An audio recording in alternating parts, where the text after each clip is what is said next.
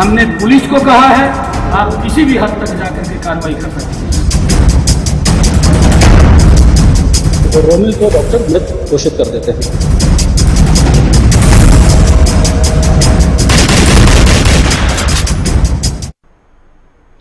नमस्कार, हरियाणा न्यूज देख रहे हैं आप और मैं हूं आपके साथ हितेंद्र। ऑपरेशन धाए धाए, जी हां, यह ऑपरेशन अब हरियाणा में शुरू हो चुका है। हरियाणा में माफिया और गैंगस्टरों की अब खैर नहीं, ये संदेश दे दिया गया है। बैक टू बैक पुलिस की कार्रवाई जारी है, लेकिन इस खास कार्यक्रम में बात होगी सिर्फ शांतनु हत्याकांड और कुख्यात शूटर रोमिल के एनकाउंटर की। आप देखते रहिए हमारा खास कार्यक्रम ऑपरेशन धाए धाए। हमने पुलिस को कहा है आप किसी भी हद तक जाकर के कार्रवाई कर सकते हैं। तो रोमिल को डॉक्टर मृत घोषित कर देते हैं।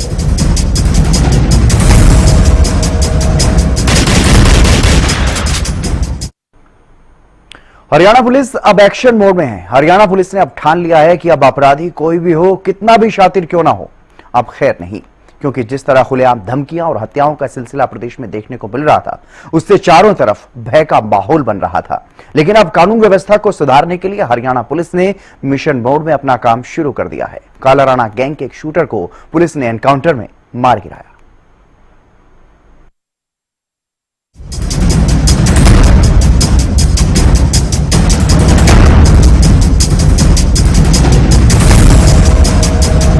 माफिया और गैंगस्टरों की अब खैर नहीं। हरियाणा छोड़ दें बदमाश, या एनकाउंटर के लिए हो जाएं तैयार। पिछले कुछ दिनों में प्रदेश के अलग अलग हिस्सों से कुछ इस तरह की खबरें सामने आई, जिसके बाद पुलिस की कार्यशैली पर सवाल उठने लगे। ऐसा लगा मानो अपराधियों में खाकी का कोई खौफ ही नहीं रह गया। यमुनानगर में शराब ठेकेदारों को धमकियां मिली। शांतनु ठेकेदार को शाहबाद में गोलियों से भून दिया गया। इसके बाद जींद में भी एक शराब कारोबारी का मर्डर कर दिया गया। मामला गंभीर होता चला गया, लेकिन कहते हैं ना, कानून के हाथ बहुत लंबे होते हैं। कानून के हाथों से कोई नहीं बच पाता। जी हां, या तो अपराधी अपराध करना छोड़ दे और सरेंडर कर दें तो उनकी जान भी बच जाए, लेकिन जो अपराधी खुद को कानून के ऊपर समझने लगते हैं और पुलिस को सामने देखकर भी सरेंडर करने या बचकर भागने की बजाय पुलिस पर ही फायरिंग करने का दुस्साहस करते हैं, उन्हें करना पड़ता है मौत से सामना। एक बार फिर कुछ वैसा ही सामने आया है। पुलिस ने बड़ी कार्रवाई करते हुए कालाराणा गैंग के एक शूटर को एनकाउंटर में मार गिराया। दोनों तरफ से करीब 25 से 30 गोलियां चली। फरीदाबाद और दिल्ली बॉर्डर पर इस कार्रवाई को अंजाम दिया गया। मैं आपको ये बताता हूँ, देखिए, जब तक एफएसएल टीम, अब तक एफएसएल टीम आ चुकी होगी और एफएसएल टीम बताएगी कि कितनी गोलियां लगी और पोस्टमार्टम रिपोर्ट में ज्यादा क्लियर हो जाएगा। पर करीब करीब जो मेरे पास प्रीलिमिनरी नॉलेज है, 25 से 30 दोनों तरफ से क्रॉस फायरिंग हुई है, जिसमें रोमिल की तरफ से भी, एसटीएफ हरियाणा और दिल्ली स्पेशल सेल की तरफ से भी 25 से 30 और स्पॉट ये जो फरीदाबाद, मंगेर फरीदाबाद से फतेहपुर बेरी जो दिल्ली का रोड है, उसके बीच अब कितनी दूरी है ये मैं नहीं बता सकता। कालाराणा गैंग का शूटर ढेर, एक ऐसा शातिर अपराधी जो बार बार पुलिस को चकमा दे रहा था। न सिर्फ चकमा दे रहा था, बल्कि पुलिस को सीधी चुनौती दे रहा था। उसे पुलिस ने ठिकाने लगा दिया है। दिल्ली हरियाणा बॉर्डर पर दिल्ली पुलिस स्पेशल सेल और हरियाणा एसटीएफ ने मिलकर इस एनकाउंटर को अंजाम दिया, जिसके पीछे एक नहीं बल्कि 3 राज्यों की पुलिस लगी थी। पंजाब, हरियाणा और दिल्ली में आरोपी के खिलाफ 9 गंभीर मामले दर्ज थे। आरोपी रोमिल पर 3 लाख रुपए का इनाम भी घोषित किया गया था। ऐसे अपराधी को पुलिस ने एनकाउंटर में मार गिराया। कल रात को STF special task force Haryana को वांछित अपराधी रोमिल वोरा, जिसके ऊपर हरियाणा पुलिस द्वारा 3 लाख का इनाम घोषित किया गया है, उसकी मूवमेंट और वेयर अबाउट्स के बारे में एक सूचना प्राप्त हुई। उस सूचना के उपरांत एसटीएफ द्वारा central unit incharge Rakesh Kumar के अंतर्गत एक टीम का गठन किया गया।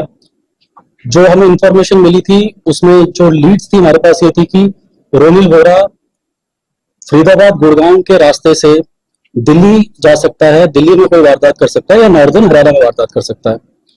इसके उपरांत हमारे द्वारा, एसटीएफ द्वारा दिल्ली स्पेशल सेल के काउंटर इंटेलिजेंस यूनिट से इंफॉर्मेशन शेयरिंग की गई, एक रूपरेखा बनाई गई और जितने भी हरियाणा से दिल्ली के प्रोबेबल एग्जिट रोड्स थे, वहां पे एसटीएफ द्वारा ज्वाइंट नाकाबंदी की गई और आज अर्ली मॉर्निंग आवर्स में रोमिल वोरा, जो कि एक वांछित अपराधी है, जैसे कि बताया कि उसके ऊपर 9 मुकदमे हैं हरियाणा में, पंजाब में, दिल्ली में।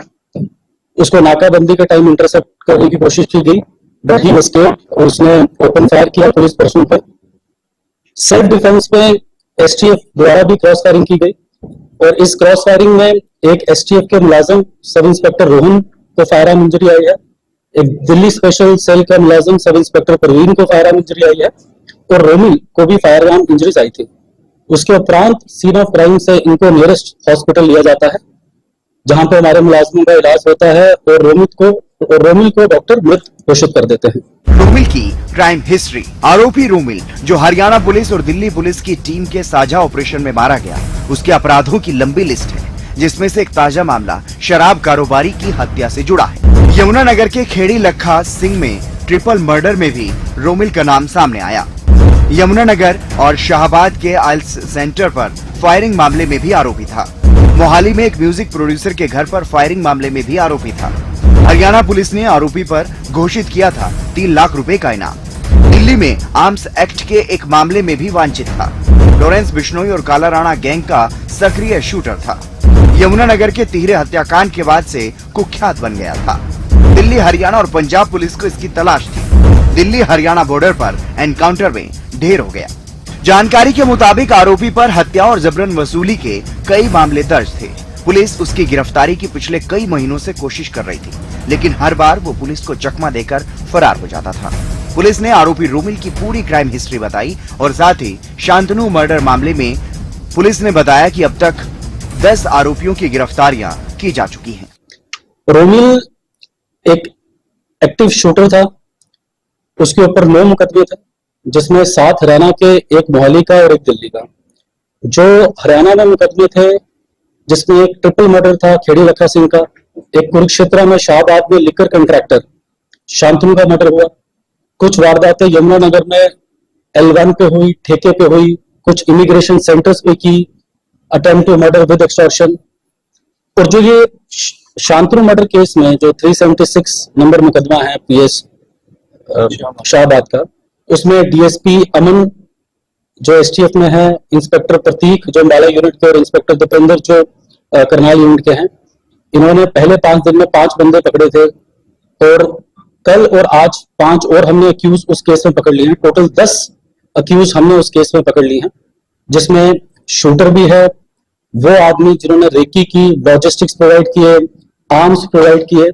तो अब तक जो शांतनु मर्डर केस है, उसमें हमने 10 गिरफ्तारियां कर ली हैं और 11th जो रोमिल था, उसका आज जो हमारा जो कॉम्बिंग और सर्च ऑपरेशन था, उसमें क्रॉस फायरिंग में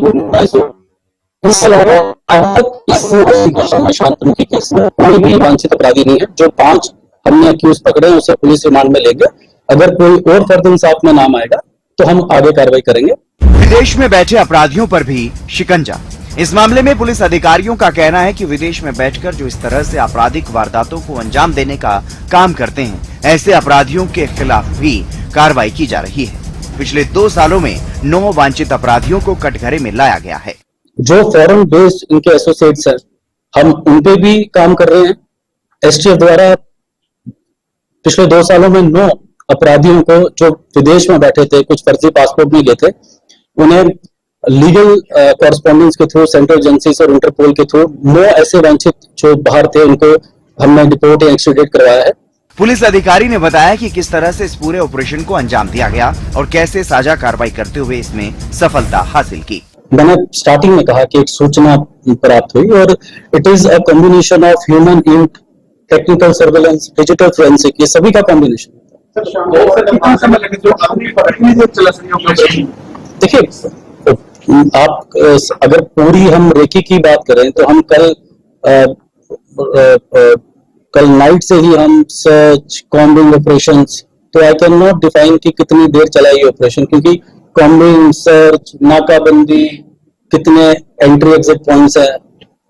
तो कल मैं भी कह रहा हूँ, ये तो इन्वेस्टिगेशन है, वहां भी पर्चा दर्ज होगा, जो FIR की कॉपी आएगी उसमें सभी ये चीजें लिखी होंगी, तो वो आपसे हम डिटेल प्रेस नोट में शेयर। बहरहाल पुलिस ने बड़ी कार्रवाई की और शांतनु मर्डर मामले में जहां मुख्य आरोपी रोमिल को एनकाउंटर में ढेर कर दिया, तो वहीं 10 अन्य आरोपियों को भी गिरफ्तार कर लिया गया है। Bureau report, Haryana news.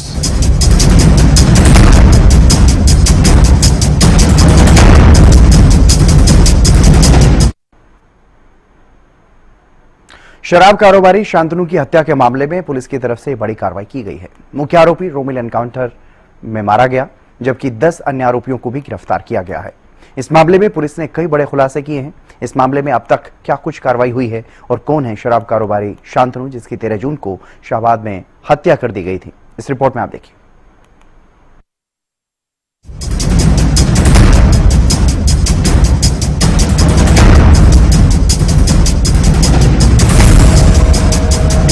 Shantanu हत्याकांड में खुलासा, 2 शूटरों ने की थी हत्या। शांतनु मर्डर मामले में पुलिस ने मुख्य आरोपी रोमिल को एनकाउंटर में ढेर कर दिया है, तो वहीं 10 आरोपियों को गिरफ्तार भी किया गया है। और हत्या के बाद मामले में एक सोशल मीडिया पोस्ट और एक ऑडियो भी सामने आया था। इस मामले में भी पुलिस ने बड़ा खुलासा किया है और कहा कि नोनी राणा का एक पोस्ट सामने आया था।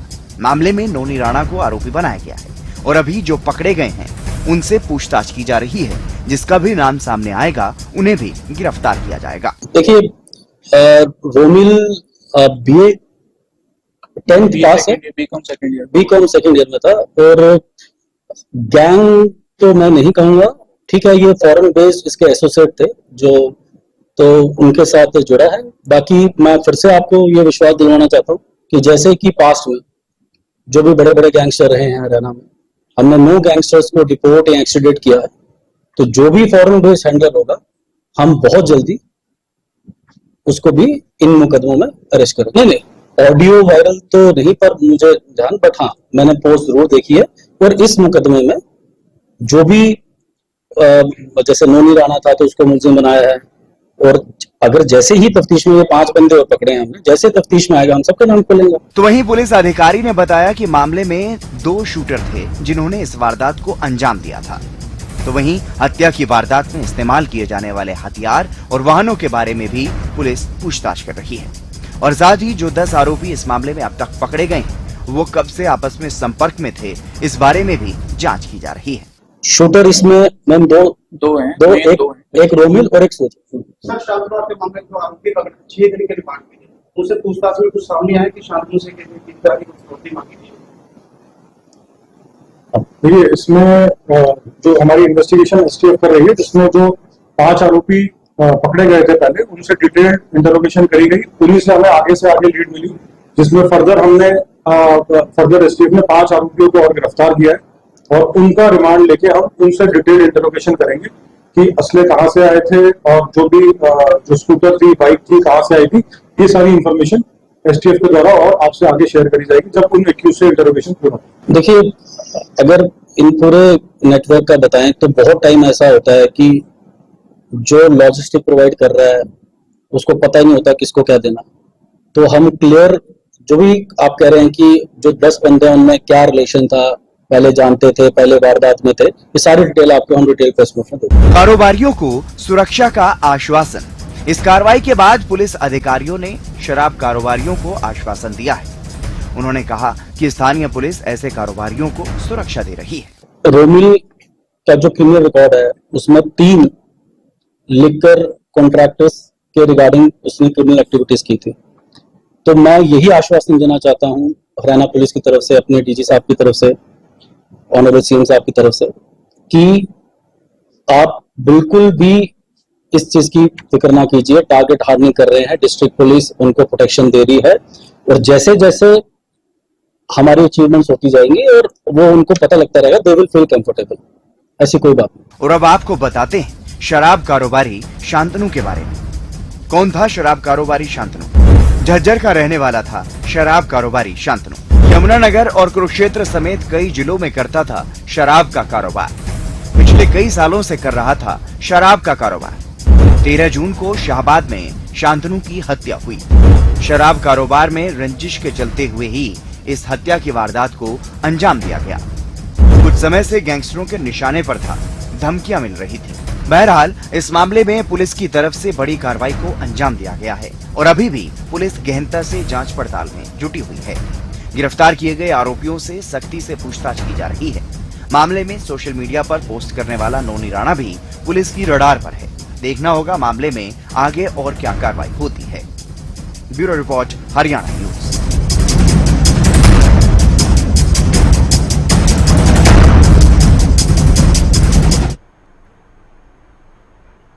ऐसा नहीं है कि इससे पहले एनकाउंटर नहीं हुए या ये कोई अचानक से कार्रवाई हो गई है।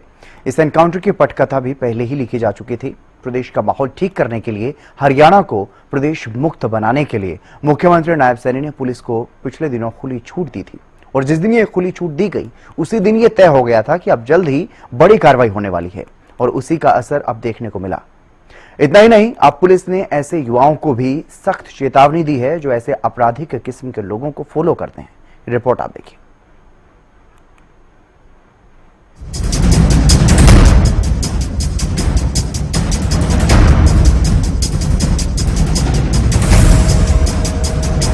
पहले ही लिखी जा चुकी थी पटकथा। अपराध मुक्त प्रदेश बनाना लक्ष्य। कुख्यात शूटर रोमिल का एनकाउंटर अचानक ही हो गया हो, ऐसा बिल्कुल भी नहीं है। यह असर है सीएम नायब सैनी की सख्ती का। पिछले दिनों हुई वारदात के बाद सीएम सख्त हुए और पुलिस को खुली छूट दी। साथ ही मिशन मोड में ऑपरेशन चलाकर ऐसे असामाजिक तत्वों का सफाया करने के आदेश दिए गए। देखिए, हमने अपने पुलिस प्रशासन को हमने खुली छुट्टी दी है। प्रदेश के अंदर लॉ एंड ऑर्डर को मेंटेन करना ये हमारी जिम्मेवारी है।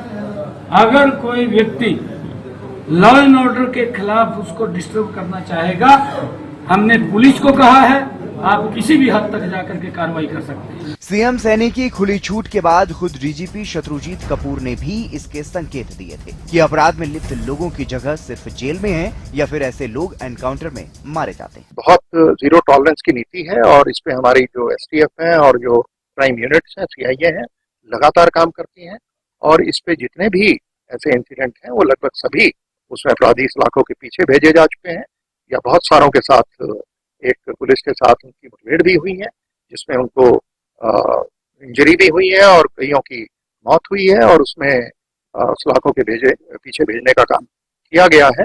तो बचे हुए जो और केसेस हैं उनमें भी पूरी शक्ति करते हुए इनका इलाज। और इस एक्शन के बाद अब सीएम ने अपनी पुलिस की पीठ भी थपथपाई है, जिसमें सीएम ने कहा कि भय और अपराध मुक्त हरियाणा बनाना सरकार का मुख्य लक्ष्य है।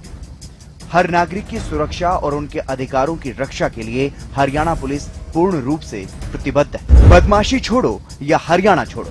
तो वहीं पुलिस अधिकारी भी सीएम सैनी के वाक्य को दोहराते हुए नजर आ रहे हैं कि या तो बदमाशी छोड़ दें या हरियाणा छोड़ दें। देखिए, जो भी ऑनरेबल सीएम साहब ने कहा है, हम पूरी मेहनत करेंगे सीएम सर के विजन को करने का। और जैसे जो आपने कहा, मैं भी वो चीज ऑनरेबल सीएम साहब की दोहराऊंगा कि जहाँ तो आप बदमाशी छोड़ो, जहाँ तो हरियाणा छोड़ो।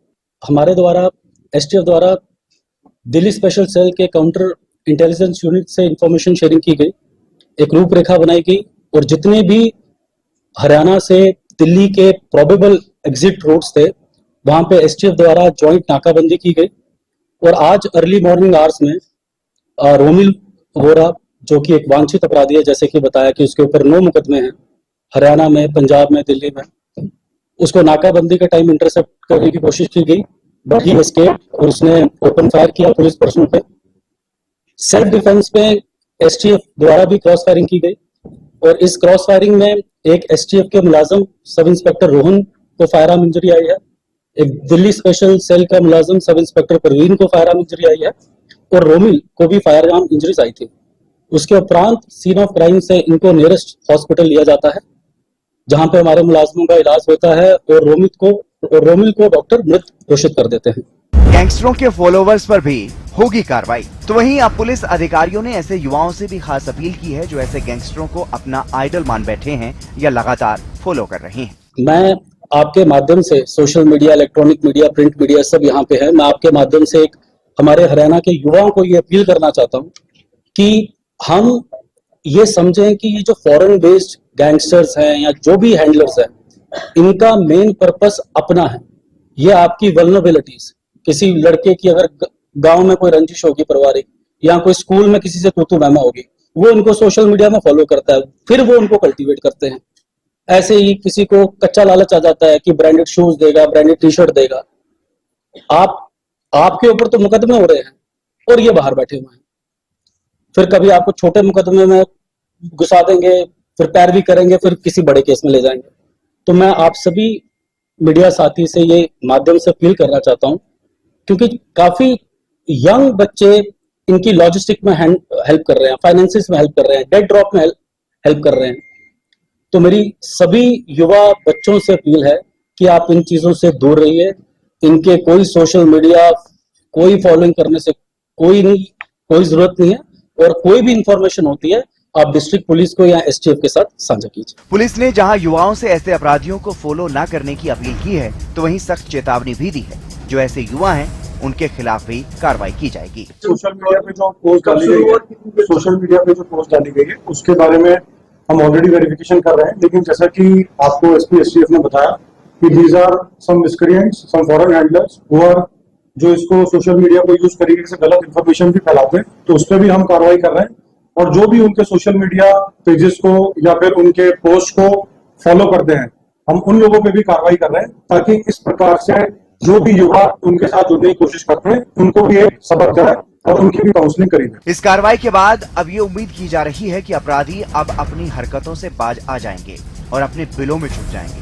प्रदेश में माहौल ठीक होगा, तो वहीं पुलिस ने जो युवाओं से अपील की है, यह भी देखना होगा कि उसका कितना असर होगा। Bureau report, Haryana news.